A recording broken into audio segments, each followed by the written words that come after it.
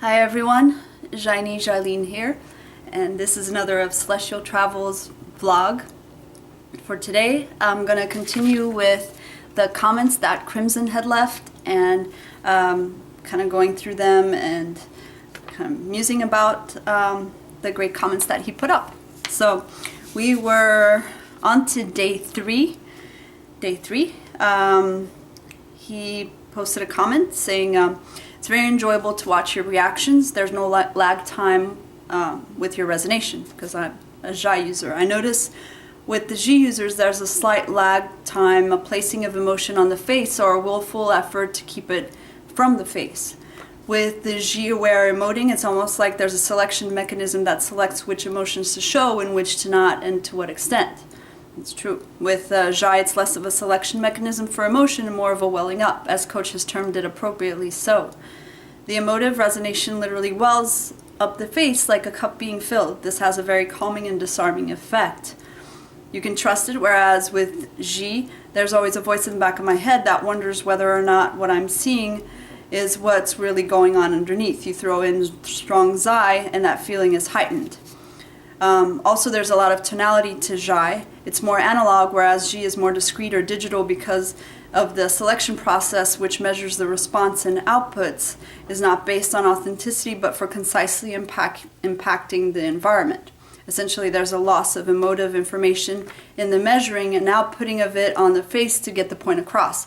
That's a really great insight that Crimson put out there about the tonality. And that's true. There's this because the Jai has this vulnerability, or it has these catches in the voice. It has that analog quality to it, whereas Ji is, like you said, it's about acting on the well, it's more considered, it's more measured, the acting upon that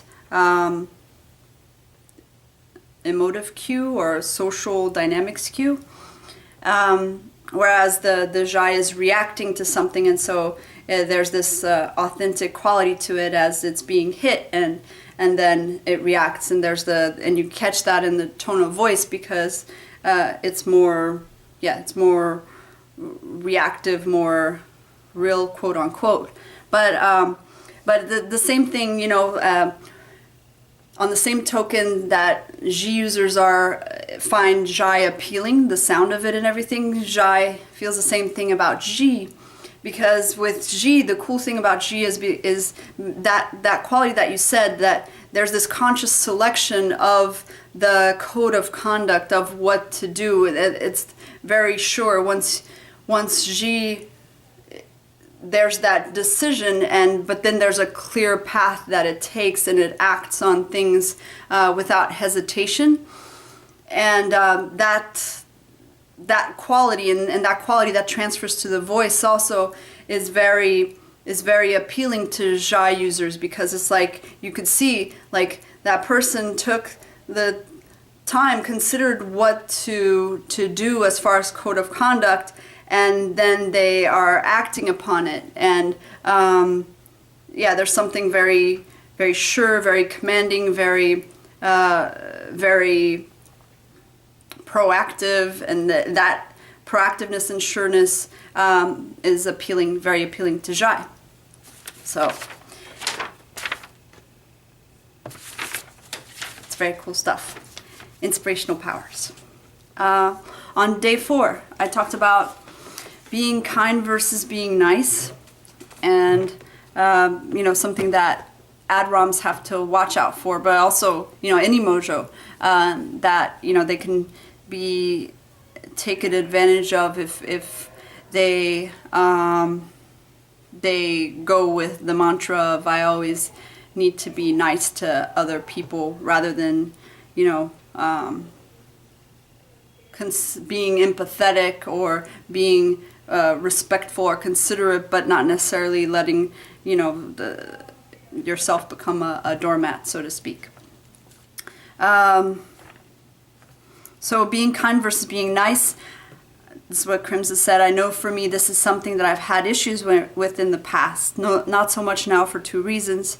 Now I generally don't give a crap what people think of me. Well, that's a good thing, especially like when you have an independence of mind that of Nye. That definitely helps. I'm sure it doesn't insulate you, but it's a cool thing to have in your bag of power tricks. The older I get, the more I feel this way. I spent a lot of time growing up catering to people, and it was a very codependent behavioral pattern.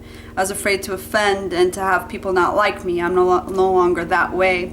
I've willed myself out of that pattern of behavior.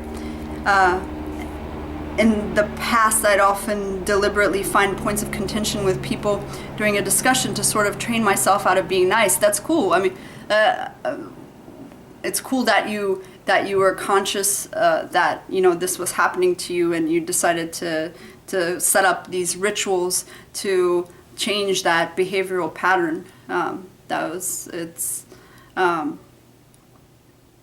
an advanced trick when you're able to acknowledge things that you're doing, patterns that you're doing, and actually setting up rituals to change those patterns. That's really cool. The second reason is it gets you nowhere. People don't want nice. People will respect somebody who says, I hear what you're saying, I understand where you're coming from, but I really couldn't give two shits. And I guess that, it depends on the person, and what you should say is directly correlated to that. So it's about being empathetic, having a code of conduct, and holding yourself accountable to it, but also the other people accountable to it, and acting accordingly. Girls don't really want a guy who's mean. They want a guy who's fierce. They want someone who will step up for the right thing and win. Who doesn't want that?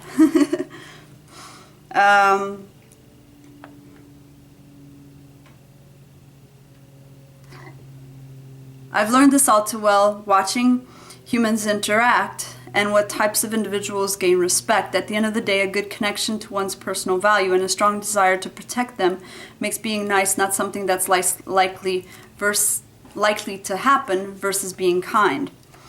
This is good information for all mojos, I think, but I imagine especially for Jai mojos.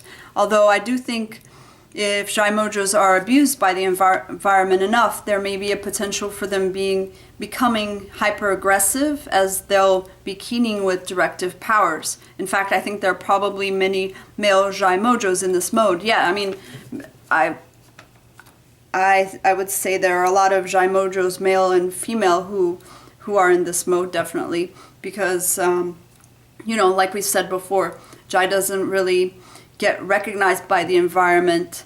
Like it's considered, if someone has Jai and is putting it into the environment, it's kind of considered like a given. It's not really recognized and valued. A lot of times it's just like that person's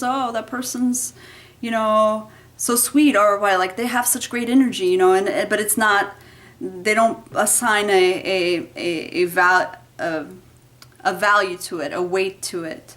And so that makes, and there's this tendency of trying to get something for free, an energetic feed for free, and this happens a lot, like especially with the Jai, again, because it's not concrete, not tangible, not directive or proactive, or moving things in to get things the way that would recognize the Jai and give it its worth. That's where Z and other powers come in. But a lot of times there can be the tendency to take the Jai for free but not give it value, and then that gives Jai mojos a feeling of powerlessness that can turn into, I'm going to get my way, and then, with those directive powers, with, in my case, like, with Vi and Z, whatever those directive powers are, you then kind of like close yourself in the tower for a Jai source, and you use the Vi and the Z as armor, and like to get what you want, but that becomes way too, you know, bitter and harsh, and so that's not what you want either. So there's definitely, you know, a way to do your peak pathway. So you use your directive powers, but you're using it from still your source. And you know, I'm not saying like that that you shouldn't use your directive powers when you feel powerless, like for Jai Mojo. You actually should be using your directive powers, because that's when it comes in, when you develop that relationship coming from the source. That's when you can make a place for your Jai in the world. You need the Vi and the Z to make a place for the Jai. But to use the directive powers to just you know, like spike up, like to keep people away from you, or to just, you know, push people around so your Jai feels more comfortable, but without, you know, like doing your peak pathway. When you're over modulating, then that's not healthy, and that's, you know, the bitter and jaded thing, which we don't want to have happen. So, and day 5. Day 5, I talked about Nigella Lawson, and you know, that she was, and the abuse that she had experienced, or has experienced, by the hands of her ex-husband, or soon to become ex-husband. And Crimson, thank you for sharing this. He said, when I was growing up, I used to wonder why battered women stayed with their abusers. I now understand more about the emotional manipulation that is often used by many abusers. It's not that simple to just walk away, especially when you love someone.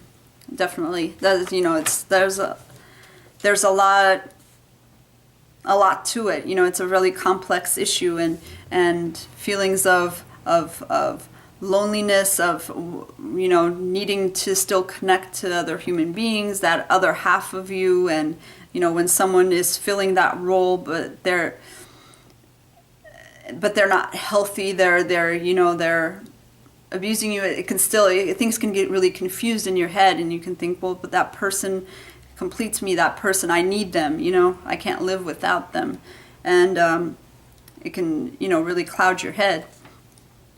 It's not that simple to just walk away, especially when you love somebody. I understand that so clearly now. It gives the abusers the upper hand. That's why it's vital that you're able to spot them beforehand, because once you're in too deep, that's it. Abusers in the classical sense often tend to be male, and given the new information I'm learning here at Podler, it's likely that they may also skew towards directives, unfortunately. Yeah, I'm not sure.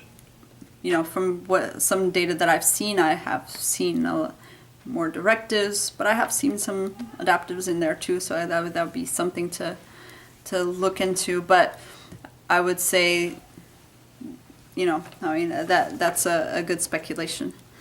I will say this, having had the experience of being really caught up emotionally with someone, and I still am, as a matter of fact, I can understand why and how abuse can sometimes happen. I do not say this to justify it at all. When strong emotions are involved, things can get volatile very quickly between two people who are romantically involved. Yeah, I mean, especially when you have, you know, I think in any inspirational relationship, and there's some mojos that are even more, you know, intense, like the romantics, you know, have like very intense and up and downs with as far as emotion is concerned. And whenever you have that inspirational dance, you have this great pull towards the other person. So it's very powerfully attractive, but it's also like that same energy that attracts you to one another. If you don't understand the dance that you're doing, and you know, most people most people don't really understand, because they don't know that if they are with their inspirational, they don't really know that they're the inspirational, and they don't really know what that means, what that other mojo, how that other mojo is. And so the dances are really not, you know, it's like people stepping on each other's toes as they're doing the dance. And so it's not like the ideal way, and there's a lot of dysfunctionality that comes from the fact that, you know, the parties don't really understand what's going on. But there are these really intense energies that go on. So you still want to be dancing with a partner because you are you have that need, but you don't really understand how to do it. And by the time, you know, like by the time a lot of people get into a certain age, they've been in all these relationships and all these, like, you know, sort of dysfunctional dances to one degree or another, and there's a lot built up. And so you roll into your next dance with already those that energy that you built up, that unhealthy energy that was built up from other relationships, and that's also a recipe for, you know, more dysfunction to come. Of course, there are people out there who you know, I'm not saying that everyone has dysfunctional dance and doesn't know how to treat their partner, but it does happen way too often, I would say. But yeah, this is great stuff, and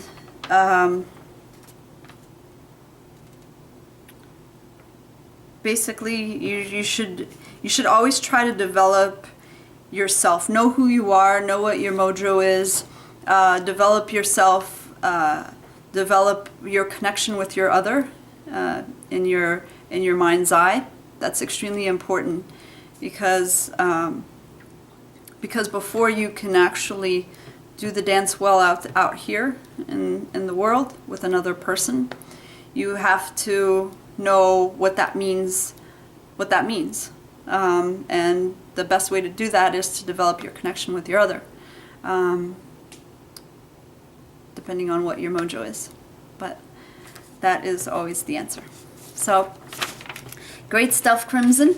I kind of went on a little bit here, but it's really interesting stuff and lots of food for thought. So thank you very much, and I'd love to hear more from you guys. So until next time, I will see you guys. Bye-bye.